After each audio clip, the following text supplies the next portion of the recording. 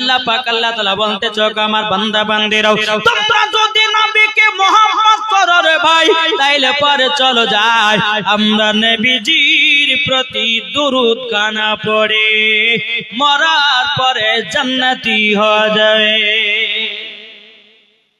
কি গো ঠিক না?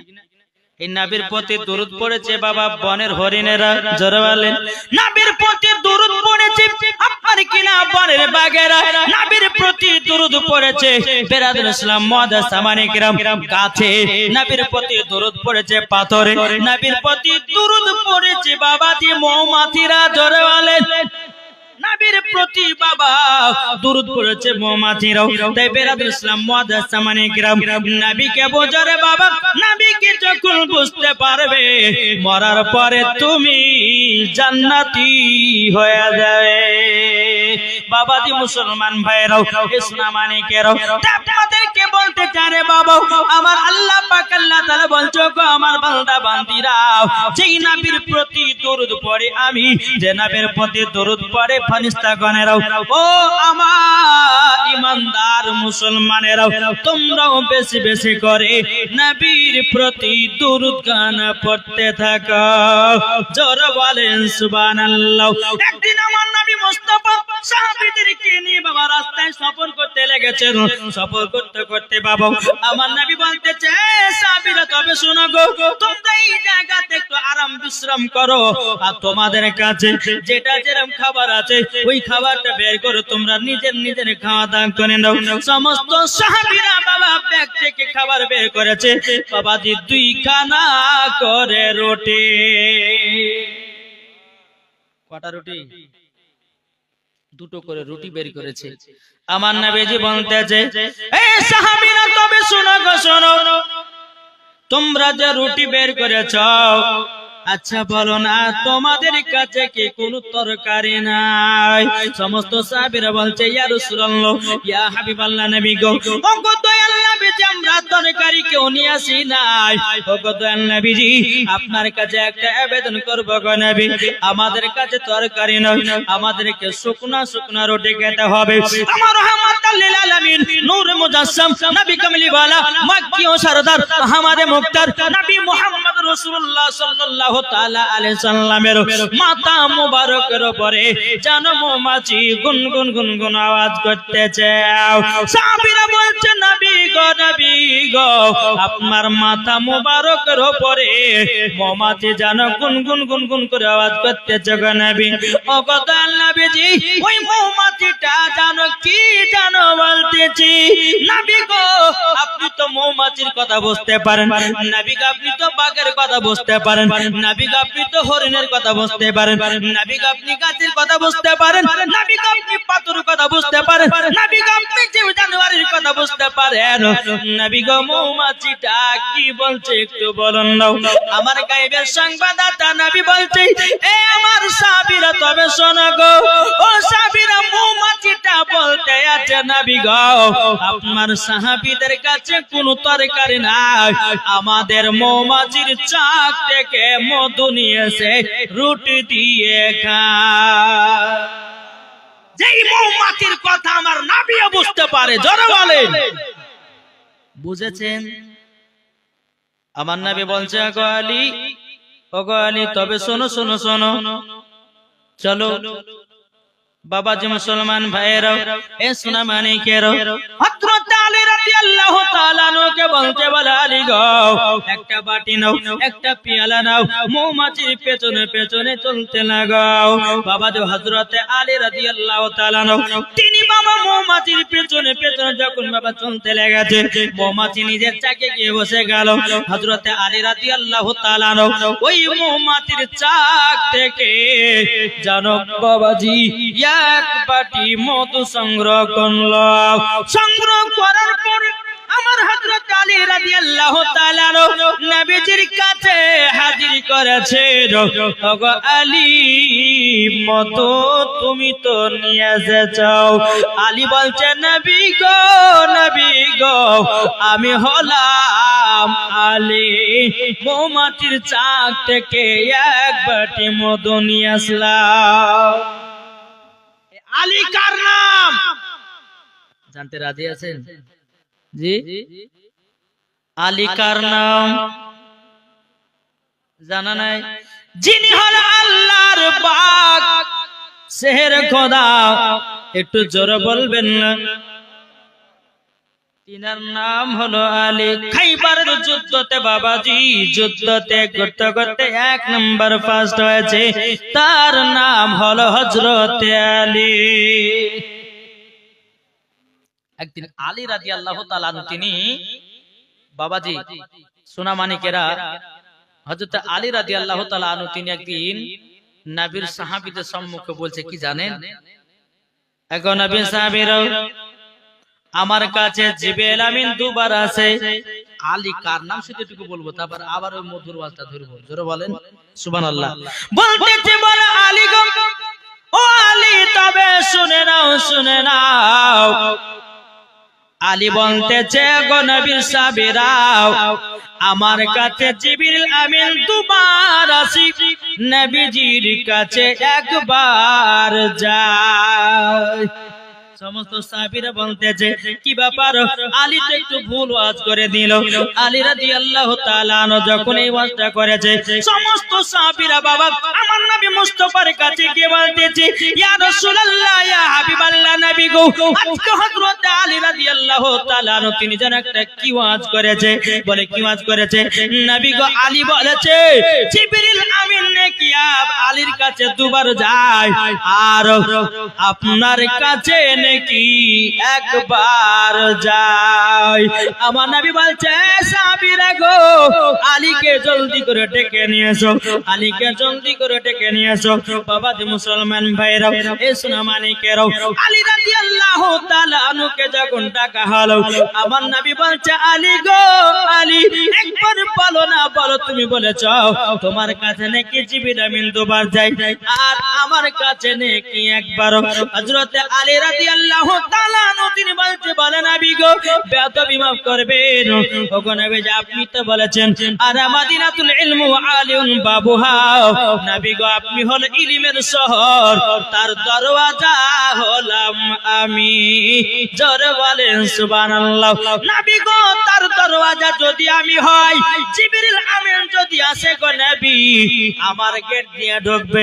নবী গো আপনার সঙ্গে সাক্ষাৎ করলো, সাক্ষাৎ করার পরে বারবার সুমাতে আর একবার, জোরে বলেন ঢুকবার সুমাতে একবার, বারবার সুমাতে একবার। তাই নবী গো আমি বলেছি জিবরিল আমিন আমার কাছে দুবার আছে, নবীজির কাছে একবার যায়।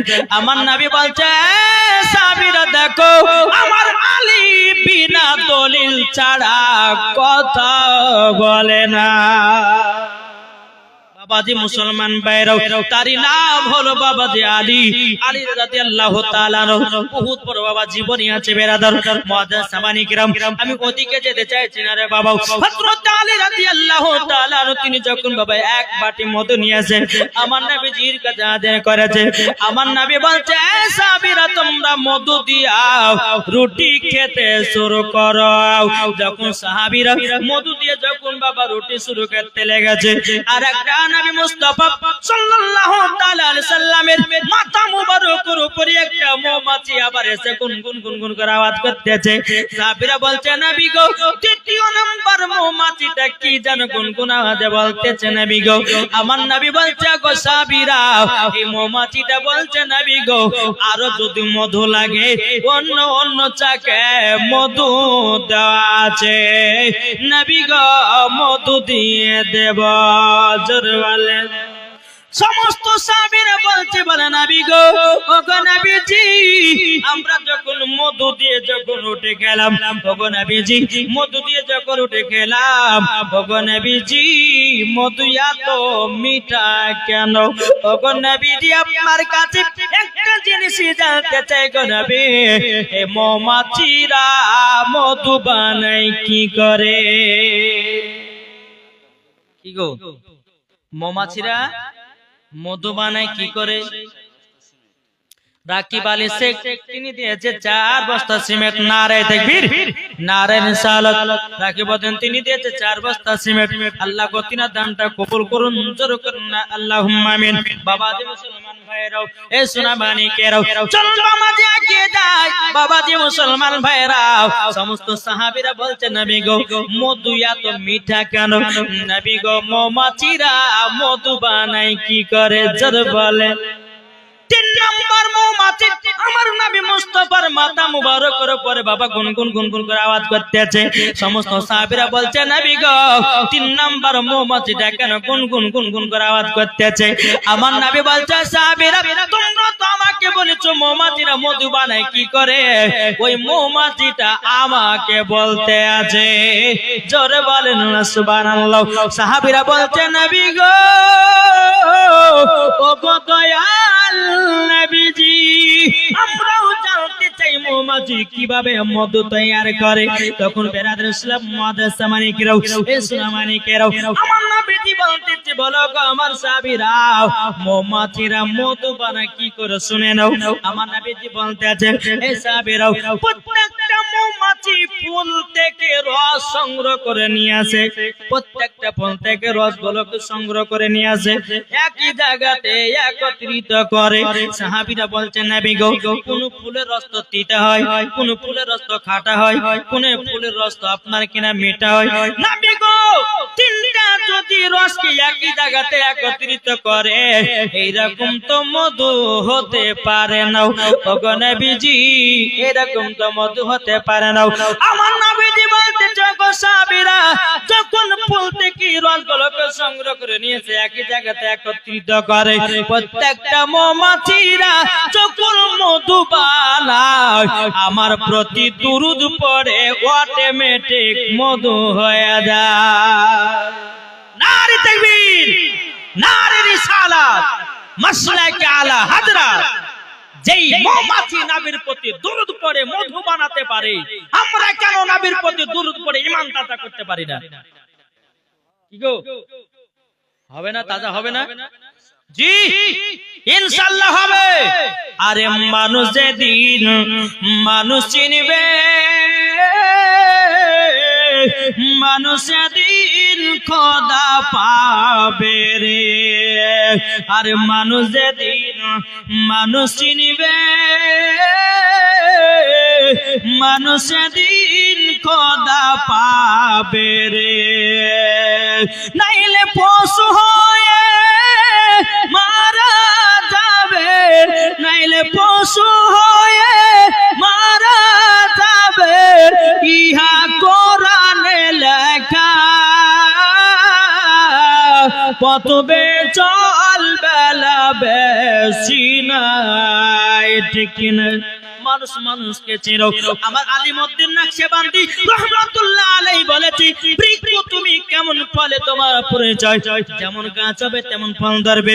মা যদি নামাজি হয় বেটি নামাজি হবে, মা যদি পর্দাবালি হয় বেটি পর্দাবালি হবে, মা যদি আপনার কোরআন পড়ে বেটিও কোরআন পড়বে, মা যদি আপনার কিনা তাহাজ্জুদ পড়ে বেটিও তাহাজ্জুদ পড়বে, মা যদি সিরিয়াল দেখে বেটিও সিরিয়াল দেখবে, মা যদি মেলাতে ঠেলা খায় বেটিও মেলাতে ঠেলা খাবে, মা যদি খারাপ পথে চলে তার বেটিও খারাপ পথে চলবে। বাপ যদি নামাজি হয় ছেলে নামাজি হবে, বাপ যদি কোরআন পড়ে ছেলেও কোরআন পড়বে, বাপ যদি ভালো পথে চলে ছেলেও ভালো পথে চলবে, বাপ যদি বাবা রোজা করে বেটাও রোজা করবে।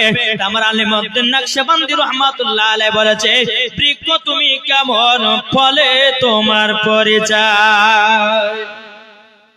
জোরে হবে না? একজন ভাই তার আব্বার নামে দিয়েছে 500 টাকা। নারে তাকবীর, নারে রিসালাত, মাসলাকে আলা হযরত। আল্লাহ একজন ভাই তার মায়ের জন্য বাবার জন্য 500 টাকা দিয়েছে। আল্লাহ তিনার দানকে কবুল করুন। জোরে বলেন আল্লাহুম্মা আমিন। বাবা যে মুসলমান দায়রাও তাই আপনাদেরকে বলতে চাই মা ও গো মা জননী, যেমন তুমি হবে তেমন তোমার বিটি হবে, ঠিক কি না? কি গো ঠিক না? বাবাজি মুসলমান ভাইরাও, এখনকার আমার মা বোনদেরকে বেটারা কেন দেখে না, কিসের জন্য দেখে না? যেই মহিলারা গর্ভে বাচ্চা নিয়ে বাবা সিরিয়াল দেখতে আছে, গর্ভে বাচ্চা নিয়ে বাবা সিনেমার হলতে যায়, গর্ভে বাচ্চা নিয়ে মেলাতে এলাকায়, গর্ভে বাচ্চা নিয়ে কত রকম খারাপ কাজ করে বেড়ায়। আমার আল্লাহ পাক আল্লাহ তাআলা বলছে, রে বান্দি রে তুই তো ভুল পথে চললি, তোর বেটাকে ভুল পথে নিয়ে গেলি। কেননা আমার আল্লাহ বলছে, যেই মহিলা গর্ভে যখন বাচ্চা আসবে, কোরআন পড়বে, রোজা করবে, আমল করবে, কোরআনে আমল করবে, আল্লাহ পাক আল্লাহ তাআলা বলছে ওই মহিলার গর্ভে থেকে খারাপ সন্তান হতে পারে না। নিশ্চয়ই দেখবেন আল্লাহর নেক বান্দা হয়ে। আমরা তো নিজের পায়ে নিজে কুড়োল মারছি গো, হ্যাঁ ঠিক না?